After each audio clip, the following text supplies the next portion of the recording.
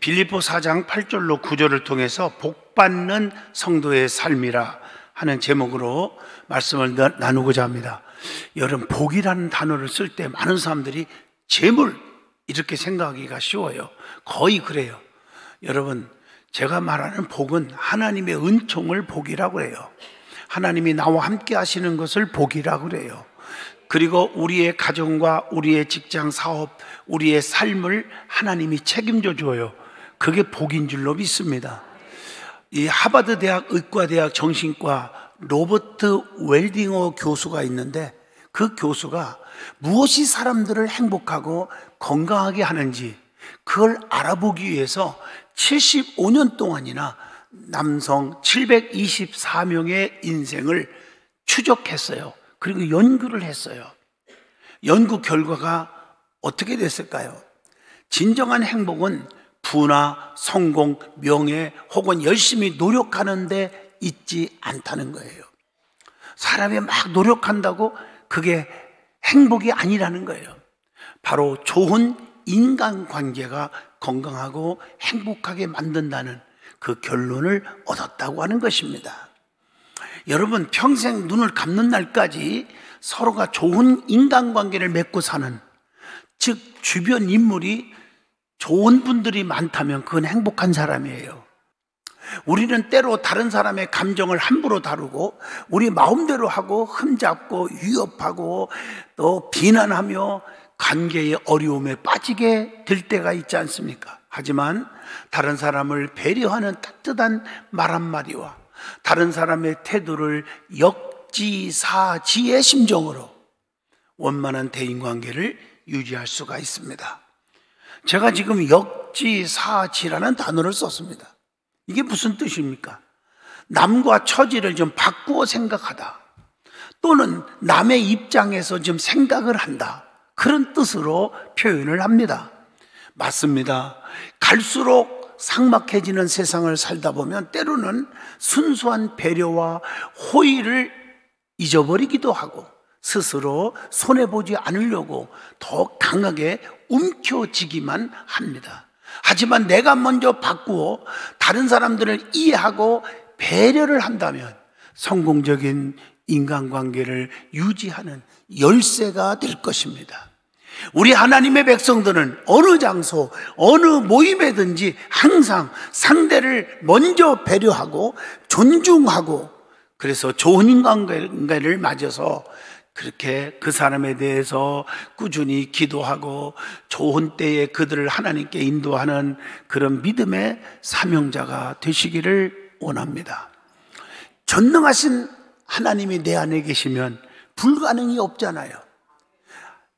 모든 복된 삶은 주님께서 나와 함께 하실 때만이 가능합니다.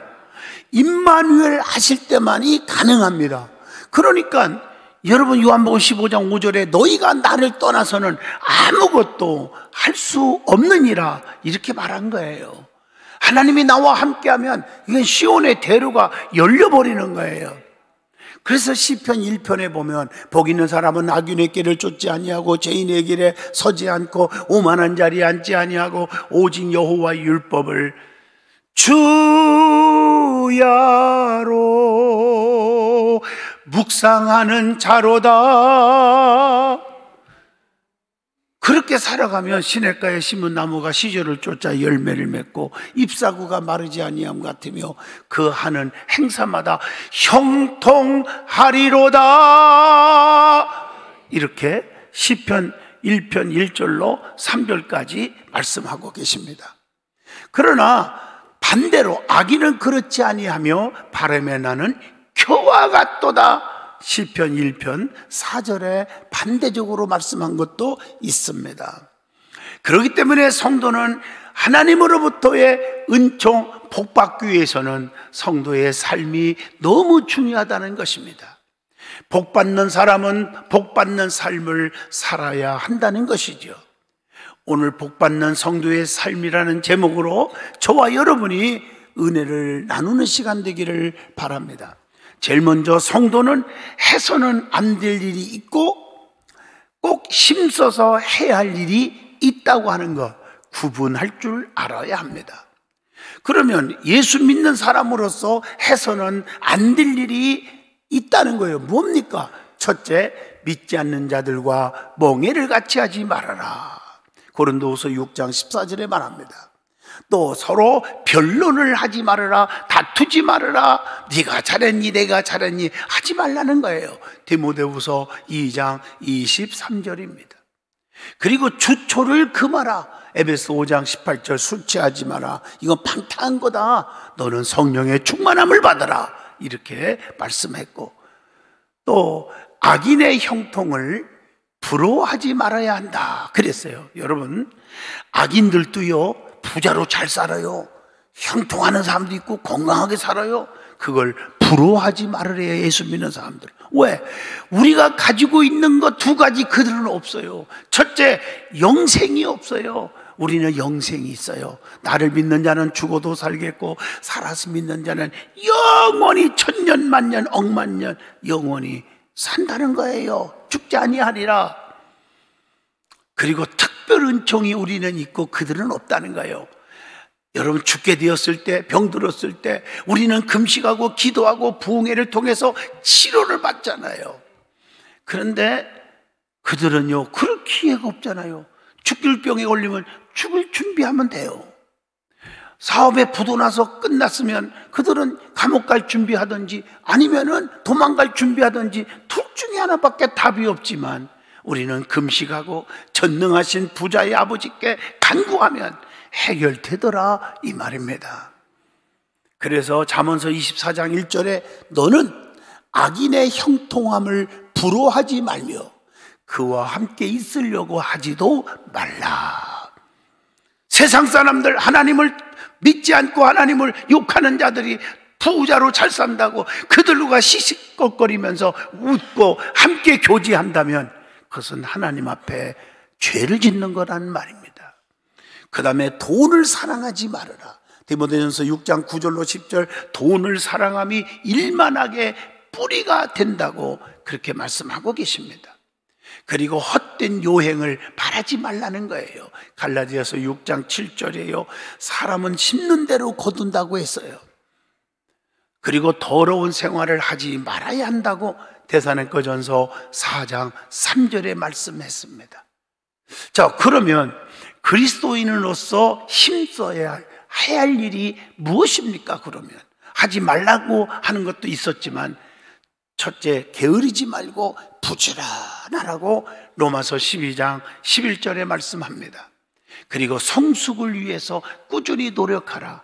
좀 변화되기 위해서, 좀 온전한 사람 되기 위해서 노력하는 사람이 되라고 베드로후서 3장 18절에 말씀합니다.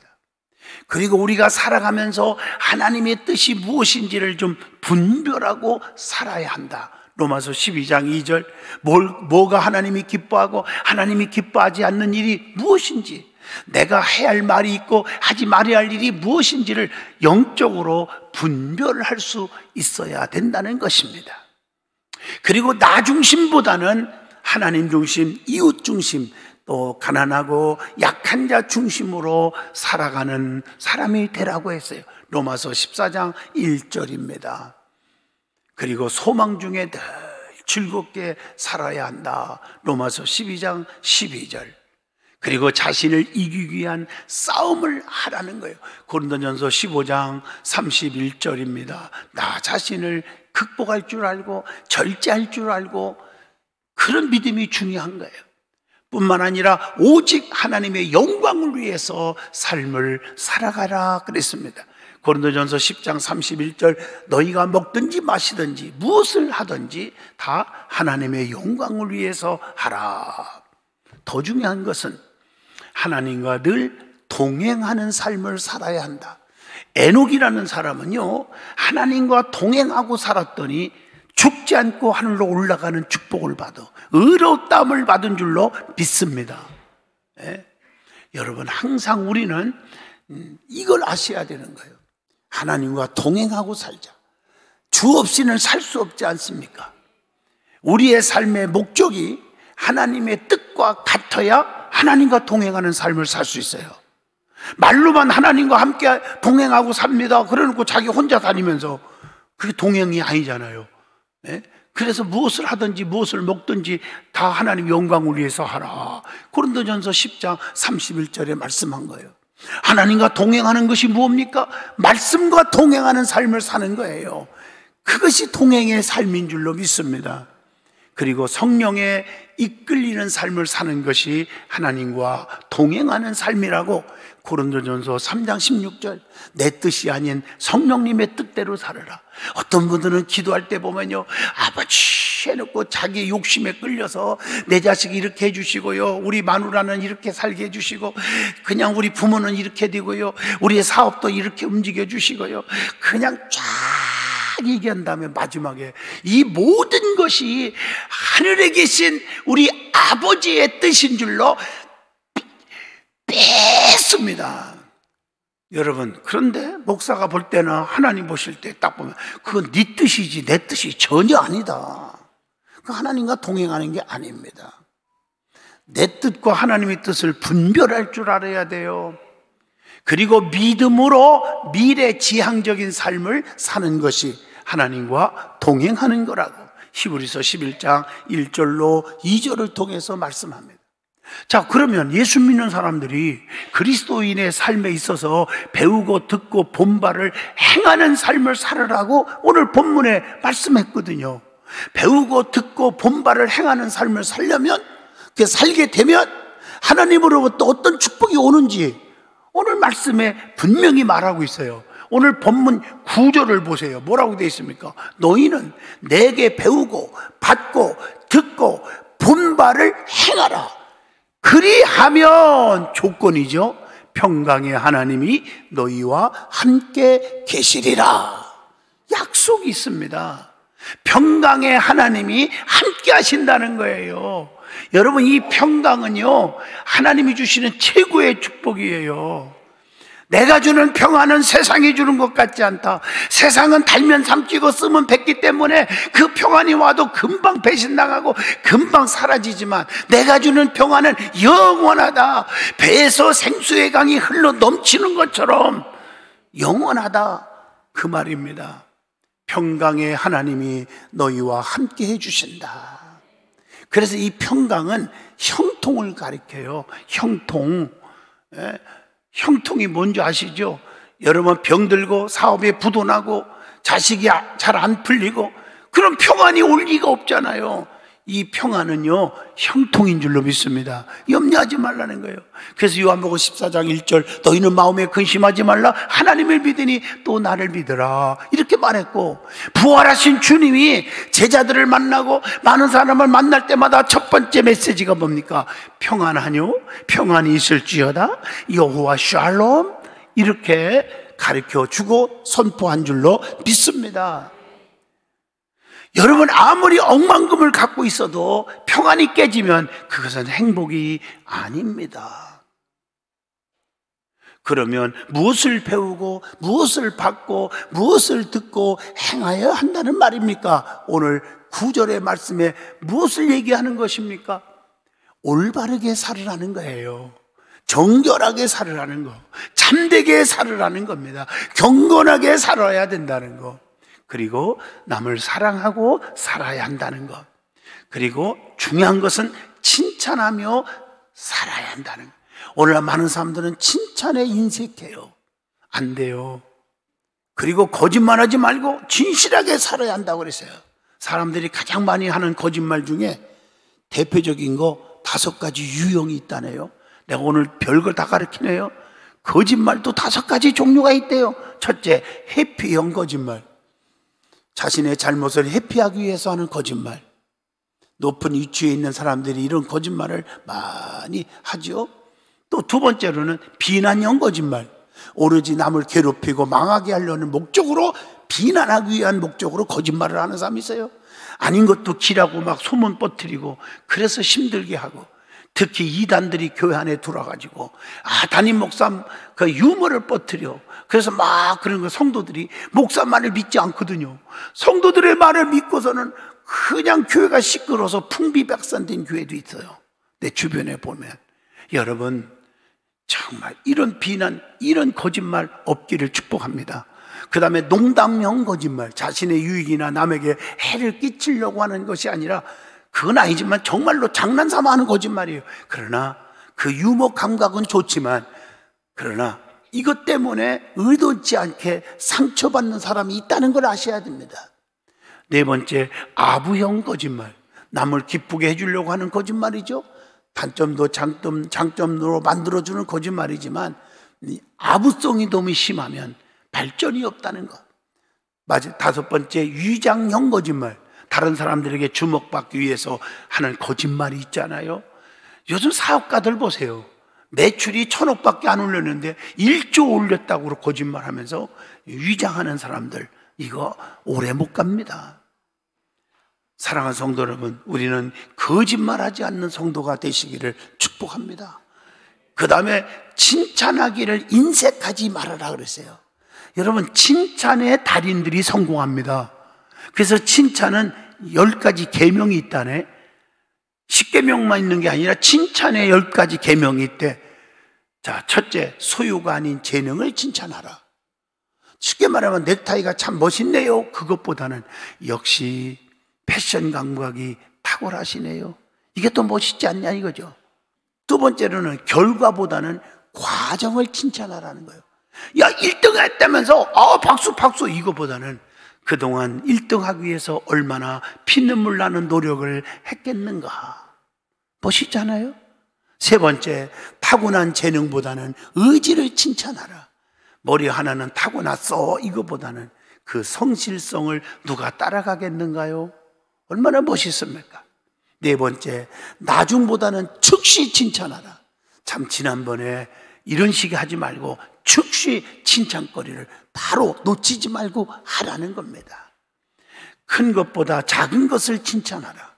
별거 아닌 일에도 와! 굉장한 위력을 발휘합니다. 지극히 작은 것이라도 칭찬을 아끼지 말란 말이에요. 분위기가 참 어울리네요. 얼마나 멋있습니까? 여섯 번째, 애매모호한 것보다는 구체적으로 칭찬하라. 참 좋은 것 같아요 이런 것보다는 이 가을 분위기에 그 색상이고 그 모양이고 디자인이고 정말 잘 어울리네요 이렇게 구체적으로. 일곱 번째, 사적으로보다 공개적으로 칭찬하라. 칭찬거리가 있으면요 개인적으로 정말 이렇게 너무너무 감사해 이렇게 하지 말고 많은 사람들 앞에서 이야 우리 목사님, 우리 장로님 보니까 너무 성실해, 너무 아름다워, 너무 주의 일하는 거 봐. 이야, 세상에 안목의 장로님들 봐. 식당에서 밥만 먹고 그냥 사라지는 게 아니고 설거지하고 막 그냥 쓸고 닦고 대단해. 많은 사람들 앞에서 공개적으로 칭찬을 해주라 이 말이에요. 그리고 말로만 그치지 말고 여덟 번째, 보상으로 칭찬하라. 한턱 내세요 보다는 내가 쏠게요. 쏘세요. 얼마나 아름다운 일이에요. 아홉 번째, 객관적인 것보다 주관적으로 칭찬하라. 참 좋으시겠어요. 그것보다 동감의 뜻이 있는 제가 다 신바람이 나네요 보니까 얼마나 멋있어. 마지막 열 번째, 남을 칭찬하기보다는 더 중요한 거 자신을 칭찬하라. 야, 내가 오늘 한 것에 대해서 나도 내가 봐도 훌륭했어. 정말 멋있었어. 이렇게 자기 자신, 나는 참 자랑스러워. 멋있잖아요. 자기 자신을 비관하지 말고, 야, 나는 정말 우리 교회에 필요한 존재야. 오늘 전도 2명 했는데, 야, 너 잘했어. 얼마나 멋있어요. 자기 자신을 스스로 칭찬할 수 있기를 축복합니다. 남이 나를 칭찬하기 전에 내가 나를 칭찬하는 거예요. 그게 얼마나 멋있어요. 여러분, 칭찬의 달인들이 되시기를 축복합니다. 그런 사람이 성공하는 거예요. 할렐루야. 그러면 또 스스로 자기를 다스릴 줄 알아야 한다고 했어요. 여러분, 이 심리학자가 있습니다. 노이드라는 심리학자의 말에 의하면 사람에게는 6가지 감옥이 있다네요. 감옥. 그 감옥에는 한번 들어가면 나오기가 어렵다는 거죠. 그게 뭐냐? 자기 토취의 감옥. 자기 토취에 빠져가지고요 나오지를 못하는 사람이 있어요. 공주병 이런 거, 왕자병. 조심해야겠죠. 또 비판의 감옥이 있답니다. 감옥에 들어간 사람은 다른 사람의 단점만 봅니다. 비판하기를 좋아합니다. 그러다 보니까 친구가 다 사라져. 사람이 붙지를 않아요. 세 번째, 절망의 감옥이 있답니다. 이 감옥에는 들어가지 않을 것 같은데도 의외로 많은 사람들이 들어간다는 거예요. 세상을 부정적으로만 보는 거예요. 불평하며 절망하고 그러지 말라는 거지요. 네 번째, 과거 지향의 감옥이 있답니다. 야, 옛날에 참 좋았어. 현재는 왜 그래? 그래서 현재에 대해서 포기하려고 그래요. 그러지 마세요. 내가 왕년에 이런 소리 하지 마세요. 현재에 만족할 만한 일을 할 수 있기를 바랍니다. 다섯 번째, 선망의 감옥이 있답니다. 남의 떡이 더 커 보이는 속담이 있잖아요. 그러지 마세요. 내 떡의 소중함을 모르고 남의 떡만 크게 보면 안 된다는 얘기예요. 여섯 번째, 질투의 감옥이 있답니다. 남이 잘 되는 걸 보면 괜히 아이고 배 아파 배 아파. 그래서 자꾸 위장병 환자들이 이렇게 많아지고, 그래서 남을 헐뜯고 싶은 마음이 막 생기는 거지요. 남이 잘 되는 꼴을 못 보는 거 조심해야 합니다. 이런 감옥에서는 나와야 되는데 그게 습관적이고 그게 잘못된 인격이 돼버려가지고 뿌리가 바뀌어져서 나올 줄을 모른다는 거요. 애석하게도요. 자, 그러면 예수 믿는 사람들의 참된 삶이 무엇인지를 먼저 말씀을 드리고자 합니다. 자, 정결에 대해서 어떻게 살아야 하냐? 변하지 말고 지키라. 우리 몸이 성령의 전인 줄을 알고 살아라. 언어에 대해서는 어떻게 살아할까? 선한 마음을 가지고 선한 말만 하라. 혀를 제갈목이라. 함부로 말하지 마라. 그런 얘기입니다. 혀로 남을 죽이지 말란 말이에요. 그래서 남을 비판해서는 안 되죠. 비판을 받지 않으려거든 비판하지 말라. 도리어 네가 비판 때문에 네가 비판을 받는다고 했어요. 그리고 거짓말을 절대 하지 말라. 한 얘기 또 하는 것 같지만 거짓말이 나쁜 겁니다. 그러면 교회에서의 참된 삶이 무엇일까요? 하고 물어보신다면 안디옥 교회의 성도들처럼 봉사와 구제가 있어야 한다고 베드로전서 4장 10절에 말했고, 예루살렘 교회의 성도들처럼 전도하는 일과 헌신하는 일이 있어야 된다고 디모데후서 4장 1절로 5절에 말씀했어요. 내 직무를 다 하라고 그랬어요. 베레아 교회의 성도들처럼 예배와 교육이 있어야 된다고 디모데후서 3장 14절에 말씀을 합니다. 이제 말씀을 마치려고 합니다.